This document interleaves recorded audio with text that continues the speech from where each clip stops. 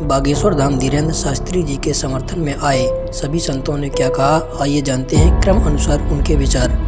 अगर आपको वीडियो पसंद आती है तो वीडियो को लाइक शेयर कमेंट एंड हमारे चैनल को सब्सक्राइब जरूर कर लें। धन्यवाद। बोलो अंधविश्वास। अंधविश्वास किसे कहते हैं? अंधविश्वास होता क्या है? अंधविश्वास अंधविश्वास का मतलब हो गया ब्लाइंड फेथ। यही हुआ। जो मनुष्य सनातन के लिए काम करता है लोग उसके पीछे पड़ जाते हैं।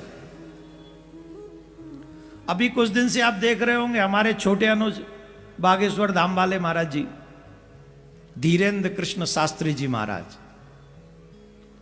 उनके पीछे कुछ लोग पड़ गए। ये अंधविश्वास फैला रहे। अंधविश्वास, अरे काय का अंधविश्वास है? हनुमान चालीसा पढ़ो। हनुमान चालीसा में क्या लिखा है? भूत पिशाच निकट नहीं आवे, महावीर जब नाम सुनावे। ये तुलसीदास जी ने लिखा है कि नहीं लिखा है? ये हनुमान चालीसा में है कि नहीं? और हमारे छोटे भैया जो हैं वो क्या काम करते हैं? जो हनुमान जी करते उन्हीं की कृपा से करते हैं। फिर इसमें अंधविश्वास कहां से आ गया? कैसा अंधविश्वास आ गया इसमें? कहां से आ गया? जब वो सनातन की बात करते तो लोग उनके पीछे पड़ जाते हैं। जब वो क्रिश्चियनों को हम लोग पीछे ले परिवार में ले आते, वो ले आए तो वो लोग पीछे पड़ जाते हैं। और जब कोई फादरी ऐसा करता है, यूं मंत्र फूंकता है और फिर वो आके अपने होश में आ जाता है, उसके लिए कोई कुछ नहीं कहता। कोई मौलवी जाके तमाम उल्टे सीधे बातें करता रहता है और जन क्या करता है, उसके लिए कोई अंधविश्वास नहीं कहता। लेकिन जब सनातनी कोई करे तो पता नहीं कहां से लोग अंधविश्वास का नाम लेकर उसका निशाना बनाकर उसे बदनाम करने की प्लानिंग करते हैं। मैं सनातनियों से प्रार्थना करता हूं, जो भी बहुत कम लोग हैं जो सनातन के लिए अपना मुंह खोलते हैं, उनमें से एक है मेरा छोटा भाई, बागेश्वर धाम वाला छोटा भाई। मैं उन महाराज का आदर करता हूं और यहां से बैठकर इतने हजारों की तादाद में छोटे महाराज जी अपने छोटे भाई को कहता हूं, आप आगे बढ़ो, देवकी नंदन आपके साथ में है। हम मिलकर सनातन का आगे कार्य करेंगे, चाहे और कुछ भी झेलना पड़े झेलेंगे। भूत पिशाच निकट नहीं आवे, हनुमान चालीसा में है कि नहीं? क्या तुलसीदास जी अंधविश्वास फैला रहे हैं? संकट कटे मिटे सब पीरा, जो सुमरे हनुमत बलवीरा। तुलसीदास जी ये फैला रहे हैं, अंधविश्वास फैला रहे हैं। क्या बात करते हो आप? हम किसी के विपक्ष में नहीं है, लेकिन हमारे सनातन को कोई टारगेट करे, सनातनी को कोई टारगेट करे, जो हिंदुत्व के लिए काम करे और सनातनियों के लिए काम करे, उसे बदनाम करने की अगर कोई प्लानिंग करे तो देवकी नंदन अपने छोटे भाई के साथ खड़ा है और जब चाहोगे जहां चाहोगे वहां खड़ा है। सनातन पर उंगली मत उठाओ। कोई बात अगर आपको मन में खटक रही है तो आप पर्सनल जाके मिलो। टीवी चैनलों पर क्यों डिबेट करनी? क्यों जाके किसी के नाम को इतना उजागर बदनाम करने की प्लानिंग करनी? आपको कोई प्रॉब्लम है, पर्सनल जाके मिलो। और मैं सभी सनातनियों से निवेदन करूंगा, हमारा कोई बाहरी बाल बांका नहीं कर सकता। किसी की मजाल नहीं कोई बाहरी आके हमारा बाल बांका कर दे। इसलिए अपनों में फूट मत पड़ने दो, अपने साथ खड़े रहो। किसी भी स्वार्थ के लिए अपनों को निशाना मत बनाओ। मैं हाथ जोड़ के प्रार्थना कर रहा हूं, हम सब सनातनी एक हों और अपनी सनातन परंपरा को आगे बढ़ाएं। यही आप सबसे भी मेरी रिक्वेस्ट है। बोलो राधे राधे। जोर से बोलना पड़ेगा और जोर से बोलना पड़ेगा। सनातन धर्म पर जहां जहां अच्छी बातें होती हैं वहां वहां लोगों की छवि खराब करने के लिए समाज में कुछ लोग तैयार रहते हैं। आज सवेरे ही हमारी पूज्य बागेश्वर धाम सरकार जी से मेरी बात हुई आज सवेरे। उन्होंने बताया कि आज के युग में अग्नि परीक्षा बहुत देनी पड़ती है।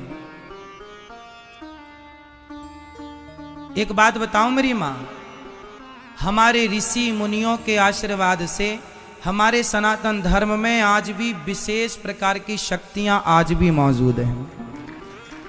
कोई बिलीव करे ना करे, परंतु आज भी शक्तियां हैं और इन शक्तियों को आप केवल भगवान की कृपा मानकर स्वीकार कीजिए। पूज्य बागेश्वर वाले महाराज जी से बात हुई, उन्होंने कहा कि आज के इस युग में, इस स्वतंत्र भारत में लोग बहुत पीछे पड़ जाते हैं बदनाम करने के, छवि खराब करने के, लेकिन जिसको बचाने वाले भगवान हो उसका बाल भी बांका कोई नहीं कर सकता। पूज्य महाराज श्री ने कहा कि जब वो वृंदावन आएंगे तो गौरी गोपाल आश्रम जरूर आएंगे। उन्होंने कहा कि आप भी आइए। तो कहने का तात्पर्य यह है कि उन्होंने सच्ची निष्ठा से, सच्चे प्रेम से, सच्चे भाव से, बिना स्वार्थ के केवल सनातन की सेवा की है। और सनातन की सेवा यही तो है, आप लोगों को कथा सुनाकर। देखो हनुमान जी के पास कितनी सिद्धियां थी, कितनी सिद्धियां थी, अष्ट सिद्धि नवनिधि के दाता, लेकिन वो हनुमान जी सदा राम जी के चरणों में बैठे रहते थे।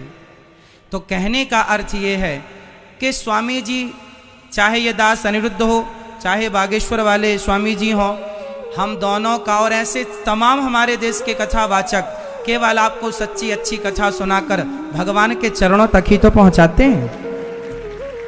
केवल यही तो कहते हैं, झूठ मत बोलो, शराब मत पियो, गलत रास्ते पर मत चलो। और ये सुन सुन करके आज लोग सुधर रहे हैं, सही रास्ते पर आ रहे हैं। पर देखिए उस सही रास्ते पर आ रहे हैं लोग, फिर भी देखिए आज यहाँ कक्षा में पांडाल अंदर खाली है और बाहर लोग बैठे हैं, बेचारी माताएं बहनें रो रही हैं, फिर भी आने नहीं दिया जा रहा है। प्रिय भक्तों, इस धरती पर सबसे बड़ा चमत्कार यही है कि भगवान की कथा श्रवण करने के लिए आज भी हजारों भक्तों के हृदय में, लाखों भक्तों के हृदय में प्रेम है। इस घोर कलयुग में भी भगवान के लिए इतनी श्रद्धा, इतना प्रेम है। यही कृपा, यही चमत्कार। आप दूर दूर से आते हैं, कथा सुनते हैं, आप सबको बारंबार नमन। 8 सिद्धि होती है इनके पास, और इन 8 सिद्धियों में से किसी को 1 प्राप्त होगी, किसी को 2 प्राप्त होगी। इसी में हल्दी की गांठ पाकर पंसारी बन गई है, और हमने ये महापुरुष मान लिए। सिद्धि क्या चीज है? सिद्धि इतना काम है जैसे चींटी होती है, चींटी, कीड़ी। वर्षा के दिनों में आप देखते हो कुछ तो चींटी होती है पंखों वाली। तो पंखों वाली जो चींटी होती है वो अन्य चींटियों से सुपीरियर मानी जाती है उनकी दृष्टि में, कि ये आकाश में उड़ जाती हैं। ओहो, ये तो पता नहीं के बन गई। और जब वर्षा का महीना आता है, सावन के महीने में ये बाहर निकलते हैं, गर्मी, अंदर गर्मी हो जाती है, तो बाहर निकलते ये फिर कहाँ, या तो दीपक पर जल कर मरती है वो उड़ कर जाने वाली, या फिर तब उस बल्लभ के चारों तरफ चक्कर काट काट के वो पंख टूट जाती है, फिर अंत में वो चींटी की चींटी रह जाती है, वो कीड़ा का कीड़ा रह गया, वो पंख सारी जड़गी। तो इसी प्रकार ये सिद्धि जिनके पास प्राप्त है, सतनाम वास्तविक मंत्र था नहीं, और अन्य साधनाओं से ने जो सिद्धियां प्राप्त की, तो उन्होंने यही उनको झाड़ दिया, उनकी पांख सी टूट जाती है। उसके बाद फिर वो जीव के जीव और फिर 83 लाख योनियों में धक्के खाते। तो इसमें क्या बताया है कि शब्द महल में सिद्ध 24 और हंस बिछोड़े विश्व बीसा। हमारे इस मंत्र में 24 सिद्धि आ जाएंगी। अब जैसे इनमें एक एक 2 सिद्धि थी, उस समय पता नहीं हमारे लिए आज अलग भगवान बन गए थे। ये ऋषि में ऋषि क्या बताया, एक सिद्धि सुरदेव मिलावे, एक सिद्धि मनवृत्ति बतावे, एक सिद्धि हो पवन स्वरूपी, एक सिद्धि हो अनुरूपी, एक सिद्धि निस्वा सिर जागे, एक सिद्धि सेवक हो आगे। अब देखो, एक सिद्धि निस्वासर जागे, दिन रात जागे, यह सिद्धि होगी। दिन रात उसको नींद नहीं आती, बैठा रहता है। आपके रूबरू करना शुरू किया, सबके इतिहास सामने रख दिए, किसी के पास ये नाम नहीं, किसी के पास यथार्थ ज्ञान नहीं, तो अपने आप ये सारे फेल हो गए। आज जितने भी संत महंत है कोई नहीं तो सकता, और सरेआम मीडिया के अंदर इंटरनेशनल चैनल पर कम से कम 10-15 वर्ष से उनको ललकार रहा हूं कि आओ और चर्चा करो, कोई सामने नहीं आता क्योंकि उनके पास ज्ञान नहीं है, उनको पता चल चुका है।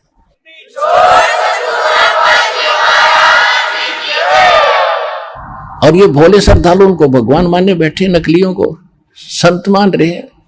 वो तो जनसाधारण के जैसे भी नहीं, जो पता लग गया भी गलती हो जाए इंसानों से, भूल लगी, भगवान के लिए संत चले हैं, भगवान के लिए श्रद्धालु उनके पीछे लगे, तो उनका कर्तव्य बनता है, जब पता लग गया कि तुम्हारे बारे में कोई गलत, मेरे बारे में कोई गलत बोलता है, मैं अच्छा मैं देखता हूं भाई कहां मेरी त्रुटि तो नहीं है, त्रुटि नहीं है तो वो बोलता रहे, फिर थारे रूबरू करता हूं कि इसने ऐसे बोला, देखो ये इसका ये प्रमाण, ये गलत बोल रहा है, तो वो ना अपने शिष्यों को कोई जवाब देते।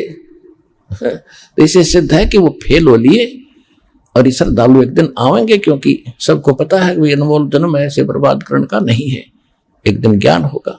तो जो प्रसंग चल रहा उसी पर आते, एक सिद्धि निस्वा सर जागे, एक सिद्धि सेवक हो आगे, एक सिद्धि स्वर्गापुर जावे, एक सिद्धि जो सब घट छावे। एक सिद्धि ऐसी है जो स्वर्ग तक चले जाते हैं, जैसे सुखदेव ऋषि के अंदर एक सिद्धि थी आकाश में उड़ जाने की, स्वर्ग में जाने की।